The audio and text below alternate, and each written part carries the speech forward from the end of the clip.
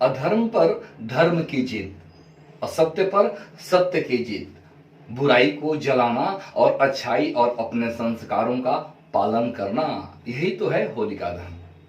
जय माता दी, बहुत बहुत स्वागत है आपका। मैं आचार्य अरुण कांत। आज मैं बात करूंगा होलिका दहन को लेकर के कि होलिका दहन क्यों मनाया जाता है, इसका इतना महत्व क्यों है। तो एक पुरानी कथा है कि एक हिरण्यकश्यपु नाम का राक्षस था, जिसका पुत्र हुआ प्रहलाद। तो हिरण्यकश्यपु के जो पुत्र थे प्रहलाद जी, तो प्रहलाद जी भगवान विष्णु के अनन्य भक्त थे। लगातार जो काम करते हैं उनको अनन्य बोलते हैं। तो अनन्य भक्त थे प्रहलाद, और प्रहलाद जी बराबर भगवान विष्णु की ही नाम का जप करते थे। लेकिन एक बार की बात है, वह हिरण्यकश्यपु राक्षस बहुत तप किया और तप करके ब्रह्मा जी को प्रसन्न कर दिया, और ब्रह्मा जी को प्रसन्न करके अपने अमर होने का वर मांगा। हे ब्रह्मदेव, आप मुझे अमर कर दीजिए। लेकिन यह संसार का नियम है कि संसार में जो जन्म लेता है उसको मरना पड़ता है।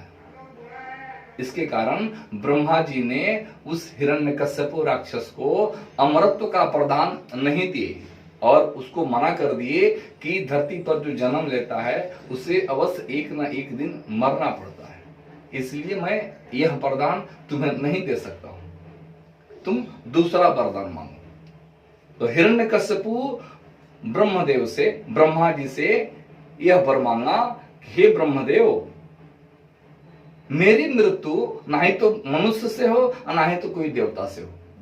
ये कितना पेचीदा वर मांगा कि मुझे ना ही तो कोई मनुष्य मार सकता है और ना ही तो कोई देवता मार सकते हैं। मेरी मृत्यु ना ही तो दिन में होगा और नहीं तो रात में होगा।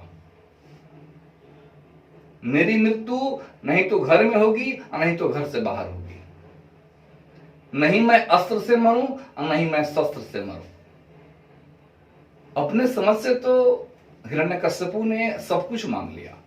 तो ब्रह्मदेव ने बोला ठीक है, एवं वस्तु ऐसा ही होगा।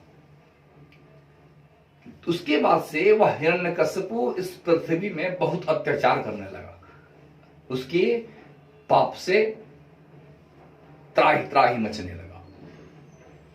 तब उसी के गर्भ में भगवान विष्णु की ऐसी कृपा हुई कि हिरण्यकश्यपु के ही परिवार में उनके पुत्र के रूप में प्रहलाद जी का जन्म हुआ। अब वह प्रहलाद जी भगवान विष्णु के ऐसे भक्त बने कि लगातार भगवान विष्णु की पूजा करते थे, भगवान विष्णु की लगातार नाम का रट लगाते थे। और यह वर पाकर के हिरण्यकश्यपु अपने आप को भगवान मानने लगा और बार बार प्रहलाद जी को तरह तरह का दुख देने लगा। यहां तक कि पहाड़ पर से फेंकवाया, रस्सी में बंधवाया, तरह तरह का प्रताड़ना किया। और उसी की एक बहन थी जिसका नाम था होलिका। तो होलिका ने हिरण्यकश्यपु को बोली कि ऐसा करते हैं कि मैं प्रहलाद को लेकर के आग में बैठ जाती हूं। कारण कि होलिका जो थी हिरण्यकश्यपु की बहन, होलिका को आग में नहीं जलने का वर मिला था। उसके कारण, उस घमंड के कारण होलिका ने प्रहलाद जी को लेकर के आग में बैठ गई और प्रहलाद जी भगवान का नाम का जप करने लगे। नाम जप की महिमा से प्रहलाद जी बच गए और होलिका जल गई। यह एक छोटी सी कथा है। लेकिन होलिका दहन की रात में सबसे बड़ी बात क्या है कि होलिका दहन के दिन भगवान विष्णु और माता लक्ष्मी का अनन्य कृपा रहता है इस पृथ्वी पर अपने भक्तों पर। तो इसमें आप क्या करिए कि आप जो भी मंत्र का जप करते हैं, आप जिस भी देवता का पूजन करते हैं, अपने इष्ट के, जो आपके इष्ट हैं या आपके जो गुरु दीक्षा आपने जो ली है, या आप जिस देवता की पूजा करते हैं उस देवता का जो मंत्र है उस मंत्र का आप जप कर लीजिए। आप किसी भी देवता का कोई पाठ कर लीजिए। या आपके मन में कोई कामना है, उस कामना इच्छा को लेकर के आप उसके निमित्त जो मंत्र है उस मंत्र को कर लीजिए। आपके नवग्रह से यदि आप पीड़ित हैं, यदि आप नवग्रह के द्वारा यदि आप परेशान हो रहे हैं, तो नवग्रह के मंत्र का जप कर लीजिए, आप हवन कर लीजिए।